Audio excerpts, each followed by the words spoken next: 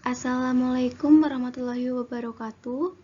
Saya Ratna Agustina dan teman saya Reza Anggarkusuma ingin memaparkan sebuah isu mengenai problema batubara dalam keseimbangan ekologi. Batubara si hitam manis yang sering disebut sebagai emas hitam ini merupakan akumulasi sisa-sisa tumbuhan mati dan tidak sempat mengalami pembusukan secara sempurna yang kemudian terpreservasi dengan baik dalam kondisi bebas oksigen pada bagian suatu danau atau pada endapan sedimen berbutir sangat halus.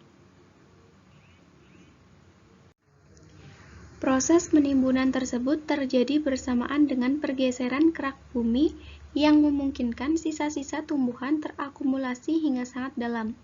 Akibat penimbunan, material tumbuhan terkena suhu dan tekanan tinggi yang menyebabkan perubahan fisika dan kimiawi. Selama tahap tersebut, presentasi hidrogen dan oksigen akan berkurang, sedangkan presentasi karbon akan meningkat. Hasil akhirnya adalah suatu material yang mengandung karbon lebih dari 50% berdasarkan berat dan 70% berdasarkan volume, yang kita sebut sebagai batu bara.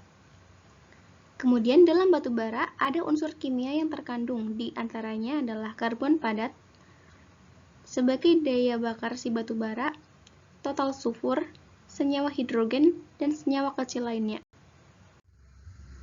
Kemudian, batu bara dapat terbentuk melalui dua teori, yaitu teori in situ dan teori ex situ atau teori drift. Untuk teori in situ, batu bara terbentuk dari tumbuhan atau pohon yang berasal dari hutan di mana batu bara tersebut terbentuk.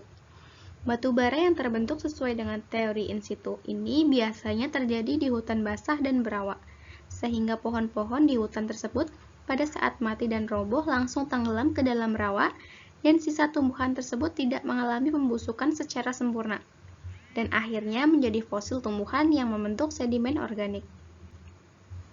Untuk teori drift atau teori ex situ, batu bara terbentuk dari tumbuhan atau pohon yang berasal dari hutan yang bukan di tempat di mana batu bara tersebut terbentuk. Batu bara yang terbentuk sesuai dengan teori ini biasanya terjadi di delta-delta yang mempunyai ciri-ciri lapisan batu bara yang tipis, tidak menerus atau splitting, banyak lapisannya atau multiple seam, banyak pengotor atau kandungan abu cenderung tinggi.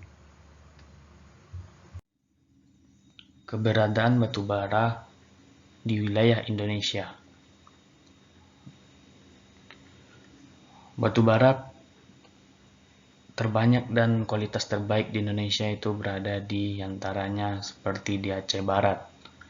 Wilayah Aceh Barat yang dikenal dengan sebagai daerah batu bara berkualitas terbaik dan telah lama menjadi penyetor batu bara terbaik di dunia, yaitu berada di Aceh Barat, tepatnya di Molaboh, Kecamatan Kawai 16. Tanah Aceh memiliki cadangan batu bara hingga 500 juta ton dalam kedalaman 80 meter.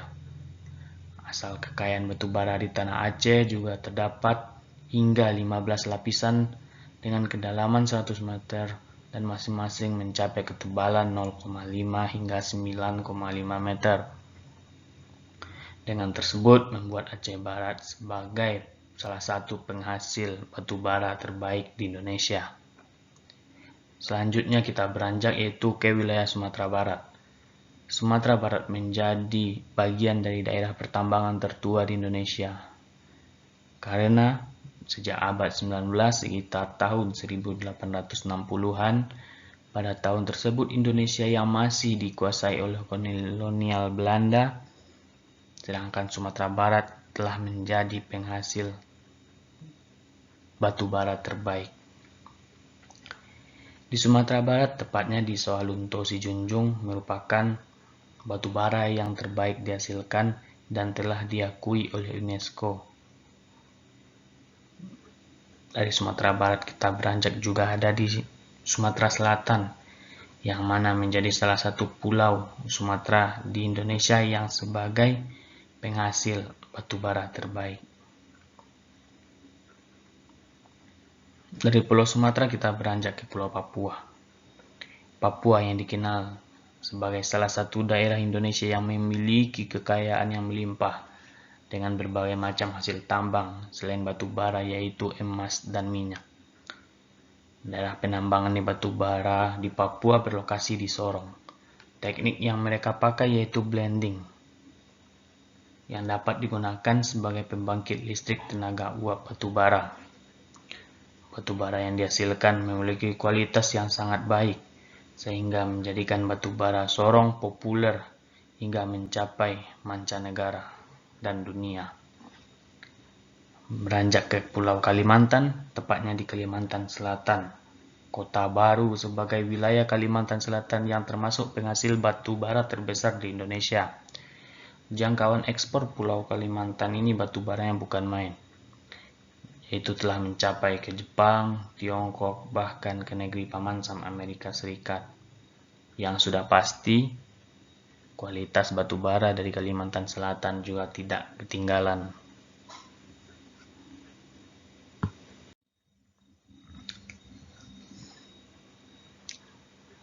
Pertambangan batu bara selain dapat menghasilkan keuntungan, akan tetapi juga pasti ada dampak-dampak yang dihasilkan dari proses penambangan tersebut. Sekarang kita bahas ke dampak lingkungan yang dihasilkan dari proses pertambangan batu bara. Dari proses pertambangan batu bara tersebut dihasilkan lumpur buangan dari tambang yang ikut terbawa ke aluran irigasi dan perairan sehingga menutupi sumber air, sehingga menyebabkan aktivitas hasil pertanian masyarakat terganggu dan susahnya untuk mendapatkan air bersih. Banyaknya perusahaan tambang yang menyeleweng dari peraturan, yang mana jarak pertambangan yang seharusnya telah ditetapkan oleh pemerintah dengan jarak beberapa kilometer, akan tetapi dengan sikap keserakahan para petambang, mereka ingin mendapat keuntungan yang lebih besar tanpa mempedulikan jarak dengan pemukiman, sehingga banyak perkarangan rumah warga yang rusak akibat dari proses pertambangan tersebut. Tercemarnya air laut, ini bukan hal yang janggal terjadi. Kenapa?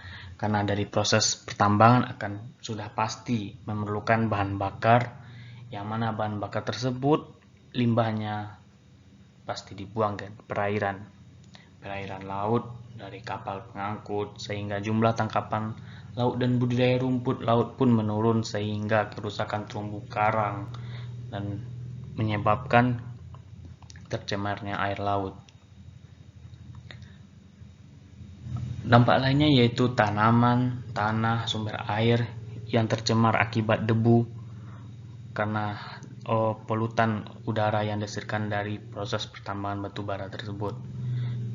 Debu yang terbang terbawa angin membuat pertanian warga menghasilkan kualitas yang tidak baik, sehingga pertanian tersebut tidak subur dan hama juga akan semakin meningkat. Air hujan yang tidak dapat dipakai lagi karena terkontaminasi, sehingga oksigen dan udara menjadi kotor.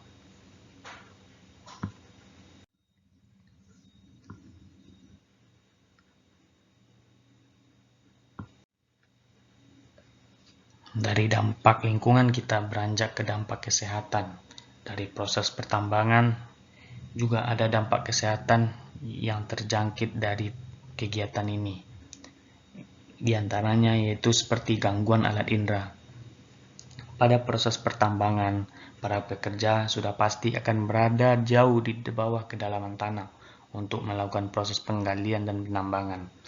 Jam kerja yang lama di bawah tanah dengan cahaya yang kurang redup dapat merusak penglihatan para pekerja penambang. Bunyi yang keras dan konstan dari peralatan yang dapat menyebabkan masalah pendengaran termasuk penglihatannya juga. Dari gangguan alat indera, gangguan lainnya yaitu seperti gangguan alat pernafasan yang tidak hanya dialami oleh pekerja, akan tetapi berdampak kepada masyarakat sekitar pertambangan, seperti penyakit pneumokoniosis yang merupakan suatu kelainan yang terjadi akibat penumpukan debu dalam paru yang menyebabkan reaksi jaringan terhadap debu tersebut. Asbestosis adalah salah satu penyakit paru yang terjangkit dari paparan asbes dalam kurun waktu yang lama, yang mana ini juga efek dari proses penambangan batu bara tersebut. Yang lebih gawatnya, dampak kesehatannya itu adalah berisiko kematian. Seperti penggunaan bor, mesin-mesin vibrasi dapat menyebabkan kerusakan pada urat saraf serta peredaran darah dan dapat menimbulkan kehilangan rasa. Kemudian itu menjadi suatu yang sangat berbahaya yang dapat menyebabkan kematian. Debu, tumpahan bahan kimia, asap-asap beracun, logam berat, radiasi yang dapat meracuni penambang dan masyarakat juga dapat mengganggu kesehatan dan dapat memperpendek umur hidup karena dapat terjangkit penyakit kulit, kanker, dan paru-paru yang sangat berbahaya.